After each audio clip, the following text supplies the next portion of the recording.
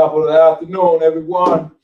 Good to see you. Good to see you. Good to be here in person once again. I am Craig, one of your recovery coaches here. Matter of fact, let me back that up. I'm certified. And I just want to share that with the public. And it's always good to be here for our all recovery meeting. Absolutely. This is a hybrid meeting. So Right. you're more than welcome to come to Capital Recovery Center and be a part of what we're doing here. So that's enough for me right now. All right. My name's Mike. I'm one of the grateful certified recovery coaches here at Capital Recovery Center. We welcome everybody to tune in today. And / counselor. Brother never let me forget, man. Don't forget that, man. Yeah, man. So I'm gonna turn this bottle label over because we're not promoting them, and so Not till they start paying them. until they start, No endorsement deals here. endorsing us, then we will spin the bottle around. But this article is brought to you by vertovahealth.com.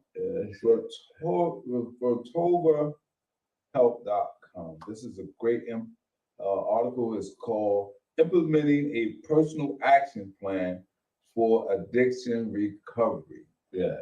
Implementing a personal action plan for addiction recovery. And so this is speak directly to the individual per se. Yeah, man. We always talk here at Capital Recovery Center. We have what's called a recovery management plan, and this is implementing a personal action plan, and it's the same as our recovery management plan. Actually, you know what I'm gonna do? I'm gonna go ahead and change that. You want to change it? Yeah. All right.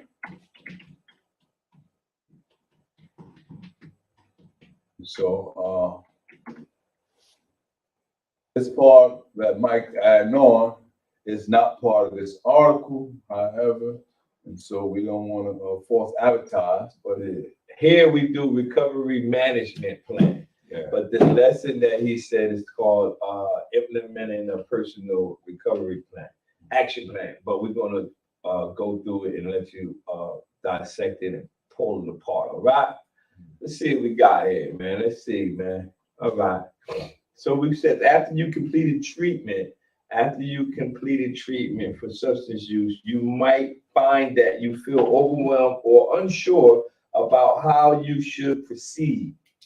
You might experience disconnection from your life prior to treatment and feel uncertain or fearful about entering back into the routines and responsibility of daily life. During treatment, you work through your addiction history and various circumstances, thoughts, and emotion that was associated with your substance use or abuse. The facilities team also work towards helping you develop a more positive outlook and various goals to help you maintain your recovery and protect yourself against relapse. In order to be successful at this, it is important that you develop and implement a personal action plan that draws upon these things and adapts to the challenges and circumstances of your new life. So you gotta have some type of plan in place. Instead of just coming straight from treatment and not having any plan, you should always have a coach, a mentor, sponsor, spiritual advisor, whatever, somebody to come alongside you to help you develop a recovery management plan or action plan, all right? So you want to make sure you do that because it's very important in a lot of different areas when you are coming home from treatment. You're coming back to an environment that hasn't actually changed, although you're in the process of change. So if you're coming into the environment that hasn't just, it didn't change when you're coming back. So you want to have some type of plan in place. So let's read the next line here. So what is a personal action plan and why is it necessary? Recovery is not a singular event and doesn't cease once sobriety is obtained. Rather, it is an ongoing process. one that requires that you change many aspects of your life, including how you think, how you react in certain situations, and how you cope with the emotions created by these aspects of your life. So the article said this is not a singular, this is a ongoing process with many aspects or facets of your sobriety. All right. And so it requires consistent upkeeping and mindfulness and is best approached in a thoughtful and methodical manner.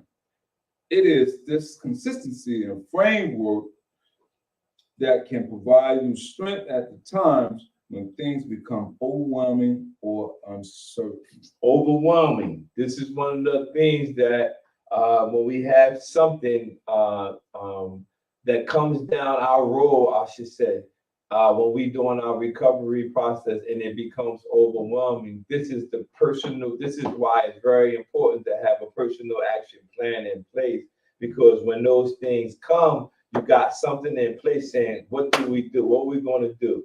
You know what I mean? What's the plan? What we going to do? So you got to always factor that in. Well spoken. A personal action plan is one of the first things you need to do when you get outside of treatment. It is a unique set of guidelines, goals, methods, notes, and processes that you develop to flourish during recovery. So it's not something that you wait till you get on the outside to do. It's while you're in treatment, you're working on a strategy, an exit plan to begin a new life, right? It is something that integrates the knowledge and the skills you learn within treatment with the insights that you'll learn about yourself both during and after your rehabilitation. It keeps you hopeful, mindful, focused, and accountable. Woo! It is a framework that provides you strength in the moments when your resolve falters. Hopeful, mindful, focused, and accountable. Wow. Yeah, I like that. Hopeful, I'm mindful, I'm focused, and I'm accountable. So when you have those things in place, it says it keeps you hopeful, mindful, focused, and accountable. So when you put this action or personal action plan together, and you're not just winging it after you come from the rehabilitation center or even in incarceration, because even in criminal lifestyle, you still should have an action plan in place. What you're going to do when you feel like you don't have the money to pay your bills. You know what I mean? A lot of people who are criminal minded, if you will, resorts back to going to the old way of trying to obtain finances to pay the bills, right? So if you have a personal action plan in place, what I'm going to do when I don't have the money for this bill, there's a lot of resources you can reach out to, but if it's not actually planned out, and again, a lot of times we might don't write things down as we used to, but our phones have the capability to store those things. I got notes in my phone that I could just speak into and they're pulled right up.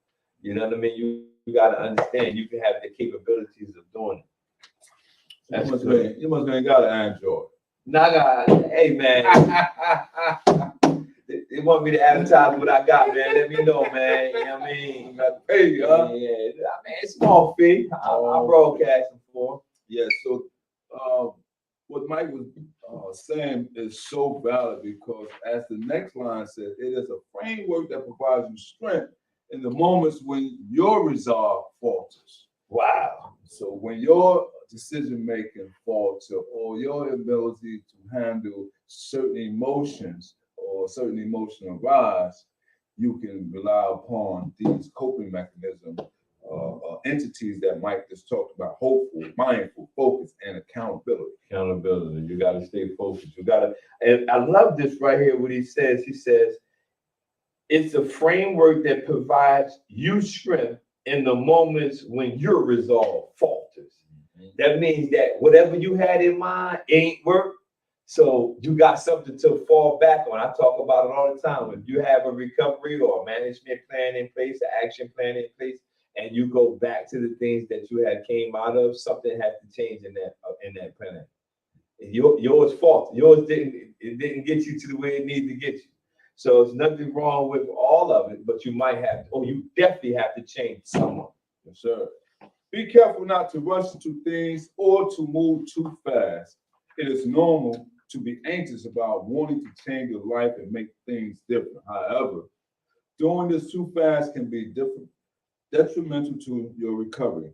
Take the time to get to know yourself by learning how you react and feel in specific circumstances. When interacting with people or the root cause of your emotions, now that you're sober, a lot of this will be new to you. Don't expect things to be perfect and work perfectly the first time. As you learn more about yourself, you can gradually tweak things to create a plan that is more suited to your unique needs and lifestyle. Wow. Take the time to get to know yourself. Don't rush it.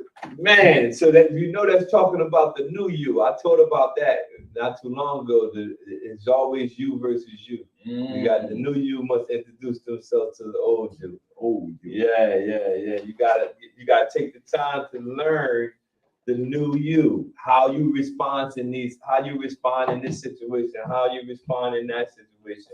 All of those things have to be adjusted, and it takes time to learn that. It makes you think, it's because a lot of times our old stinking thinking, the way we used to handle things before gave us bad results. We know that didn't work. And we obviously know that. Look at where we ended up. Right. And so now we have some new mechanisms that we count on, but it says don't rush it. And you might have to tweak it. You might don't get it right the first time. Mike always say he didn't ace the test. I didn't ace the test. First time, I just kept taking it over and over. So keep trying. That's motivation to somebody else. Somebody out there, man. You feel like reading? Yeah, I got it. To be successful, you may yet have to change numerous behaviors. Even though you made some big changes during your treatment and may have already weeded out harmful influences, there may be certain things that you overlooked or didn't anticipate. As you move forward in your recovery, it is important that you are honest with yourself first, so that you can adapt and continue to create a lifestyle that is conducive to your health and recovery. This is a mouthful right here, man. It is. Says, as you move forward, it is important that you are honest with yourself so that you can adapt and continue to create a lifestyle. So now, remember, we're talking about not the old you. This is the new version of yourself. So those things have to be adapted. You have to be adaptable to the surrounding areas and things that come your way, because like he just mentioned, how we used to deal with things before have to change how we deal with them now, because the things we did before ended us in prison, ended us in rehabilitation, ended us losing jobs, and all this. It's just unlimited. Yeah, because as the article says, you have already weeded out harmful influences. Yeah. Right. But there may be certain things that you overlook or didn't anticipate.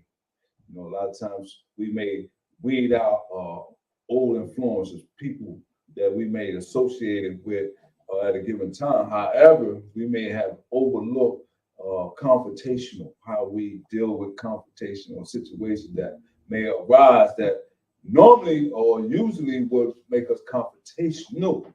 But now we have resolved and say, well, let me ponder how I should respond to this given situation and deal with it appropriately. Yeah, and when you adapt to it, the more you adapt to your new version of yourself and the way you deal with things, it become a part of you. Now that's you. That's no longer like the new you. That's like, this is who you are. Like how I respond to those situations, how I respond in crisis, how I respond with depression, how I respond financially in situations. Once you adapt to it, you be like, oh, I got this. I ain't gotta worry about that. A lot of times we just panic. We panic and we make emotional decisions. It might be difficult to turn what you know into practice, even though you learned about the positive healing methods within your treatment or therapy. Another thing altogether to implement them. I was just talking about that in the car. We were talking about the person we called him a TC monster. He knew everything about the recovery process, but he kept finding himself going back to to the substance that he came from. And that means that only happens is because no matter how much you know, if you're not applying it or implementing it, you're just full of information. It's applying what we know that gets us to different destinations. So it says it is it is another thing altogether to implement them. It can be daunting to devise a way to do these things on a regular basis, especially when you're trying to contend with life that has changed so drastically. Creating a personal action plan will help you to solidify the goals, activities, methods, and thought processes that are key to preserving the two largest goals of treatment: recovery and relapse prevention. I love relapse prevention. I think a lot of times it don't get as much yet. I'm gonna teach on that next week since it's in my head. Talking about relapse prevention, because there's a lot of different strategies that you can use, because a lot of people think when they pick up the drug, that's when the relapse started. Absolutely not. Before you actually picked it up and used it, a whole lot of things went on leading up to that. So we got to remember the most important things is your recovery and relapse prevention. And so you challenging you versus you aspect that Mike taught the other day was very spot on, because it dealt with impulsive behavior versus compulsive behavior. That's right. All right. So challenge yourself and think outside the box. All right, man. Let's see what we got. All right. You feel like keep reading? Yeah, I got it. All right. How do I develop a personal action plan? This is a deeply personal exercise. Yeah, I like that. One that requires you to be honest, introspective, and preparation. It can be useful to make sure that you have a private time and place set aside for yourself. If you need the assistance of others while you're working on it, you can reach out to your loved ones for their help. It can be useful to have any notes or materials that are gathered during your treatment to hand in case you need a refresher. It can also be helpful to spend some time relaxing, reflecting before you begin, as you will reap the greatest benefit if you feel a positive state of mind. Listening to music, taking a walk, or any other enjoyable hobby might ease you in this reflective state. Some people prefer to jump right into it, while others prefer to brainstorm first by free writing or journaling. I like that. In these instances, it can be helpful to think of the things you'd like to see change. For example, you could write, I'd like to finish working on my house. Just was thinking about that. Or I'd like to be a better parent or spouse. These become your goals and driving forces within your recovery. That's how you develop a personal action plan. All right, it's good stuff. So those are some good examples of exercises that you can utilize. Right. Working on yourself and also benefiting by working on your house. That's right. So what better house than your temple, yourself, your own self, internally and externally. Wow, man, we talked some good stuff here. Creating a wellness toolbox. All right. This section is compilation of the activities, practice, and hobbies that you engage in that keep you feeling balanced. These are things that encourage the proliferation of positive emotion. Oh, they're using big words in here. They doing it now, huh? All right. Such as hope, optimism, self-awareness, self-confidence, gratitude, thankfulness, peace, and happiness. Some are things that should be a part of your daily routine to boost your physical, mental, emotional, and spiritual health, while others are things that you can intersperse on a less regular basis to do the same.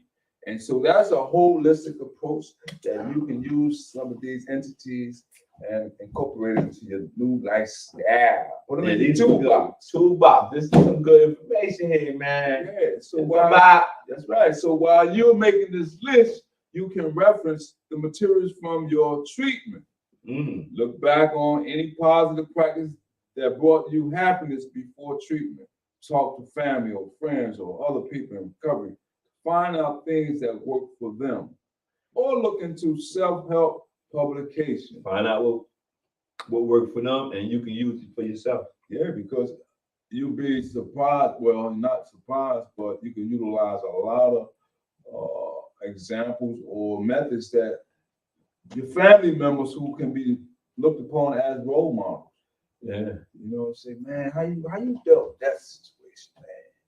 You know, me myself, my whole self, I would have dealt with this, but how did you deal with it? Right? What did you do? What did you do? And then you might take some bits and pieces from them out of that. Mm-hmm. Some example of things you can include here are, let's talk about daily essentials, drinking enough fluids, eating a well-balanced diet, getting enough sleep, or taking supplements or medications. It's good stuff. Outdoor activities. Uh-huh. You know, if you got a green thumb, gardening. Outdoors. Hiking, boating, walking the dog. I got 2 of them. Or biking. Meditative practice. We did that. Oh, you wasn't here. Meditative You practice. wasn't here, right? No. Friday. Oh yeah, They Friday. We just did it. Yoga or breathing exercise. We just did that Friday.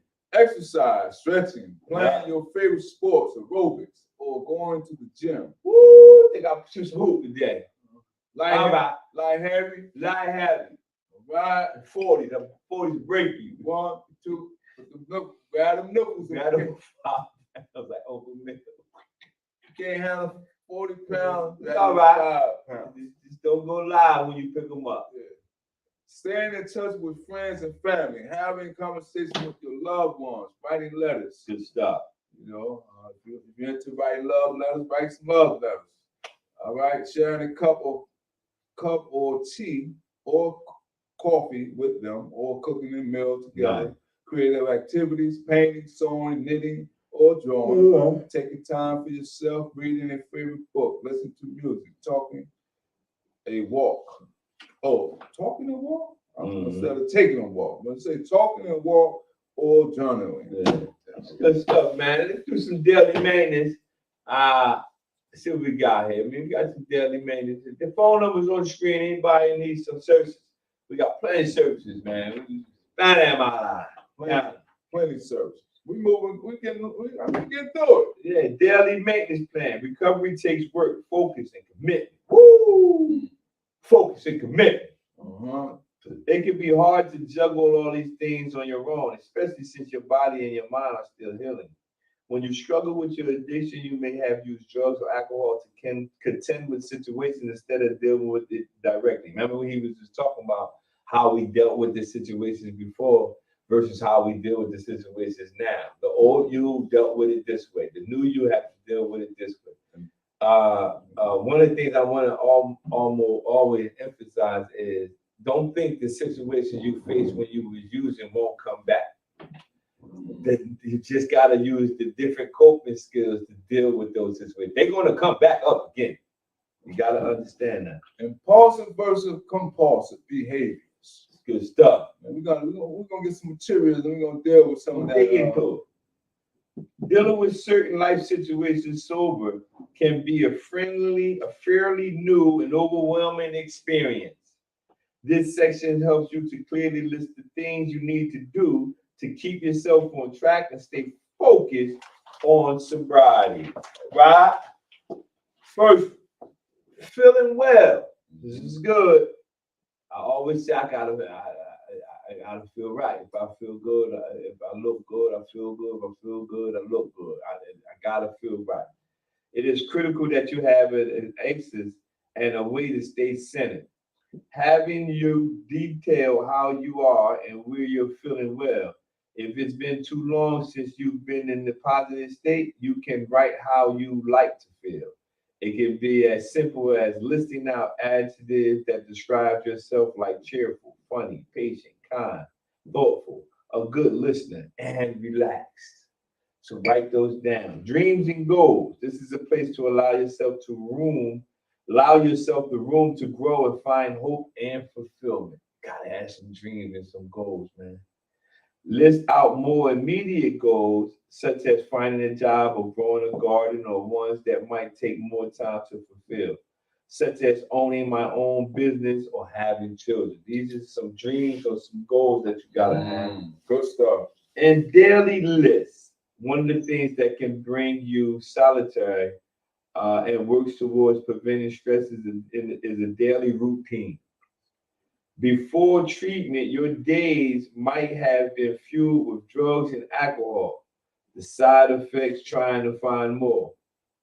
Many of the day-to-day things may have fallen to the wayside. Now it's time to reinstate these things and to add some new healthy behaviors.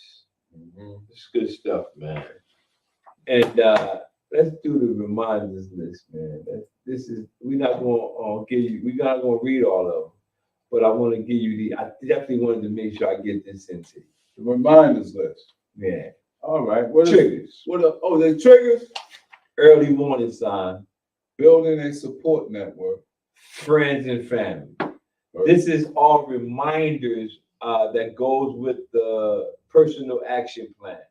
And the reminders is, remember you got triggers. Remember those early warning signs. Remember you got to build a support network. And always remember you have friends and family. These are all things that you have to include inside your personal action plan. When you're trying to build that plan, remember, listen, all right, I got triggers. When you know what your triggers are, you got to implement that or put in your action plan what you're going to do when that thing that used to trigger you comes up. Because if it triggered you before, it's going to trigger you again. And you outgrow them, actually. The things that used to trigger me before, like smelling it. If I smell something that I used to do before, it don't do it. Absolutely. I'll be like, actually, it stinks. Like, man, you stink, man. Like, but before, it would have me with bubble guts, my stomach, like, oh, man, I smell it. Right now, I smell it. I'll be like, man, you stink, man. You must have been smoking witch cone or something, right? I can smell it. But it doesn't trigger me. You know what I mean? It doesn't trigger me to do anything. Early warning signs. Remember, I told you about relapse. Notice that in the reminders list, relapse is not in there. Early warning signs are the most important thing, actually, not the relapse. Because if you catch the early warning signs, you won't relapse. So the early warning signs, you having thoughts about it. You know what I mean? Everybody you hanging around now is using. Now, you used to hang with the people who was going to the meeting. Now you want to hang around all these people who still actively using. These are early warning signs. Look out for them. Look out for them, all right? What else you got, man? All right. That's it? So you cover the bases, all of them. And so where we at? That's it. That's it? We'll wrap it up. Next week we pick up where I want to do something with relapse prevention. Something else you said. Impulsive behavior versus compulsive behavior. You gotta look up something for that. We gotta get some. That's two things that came to us that I gotta remember. I'm gonna get relapse. I'm gonna look up something on relapse prevention, and he's gonna find something. Impulsive behavior. Because the reason why we're doing that, because they came up to two different things came up to both of us, and I don't believe they just came up out of all that we talked about. I believe that that's something that we have to provide to the people who tune in. Again, we want to thank you. My name is Mike Williams, one of the certified recovery coaches and counselors here at Capital Recovery Center. Yeah, my name is Craig, and you notice that we wrote those ideas on a piece of paper because we're not perfect people, and sometimes we forget. That's right. So gotta write those things down. Write them down. Journal it. Journal it. Hey, we gotta let you go with that, man. That was free, man. Don't ever worry about the stars. We'll get those later. Thank y'all. All right.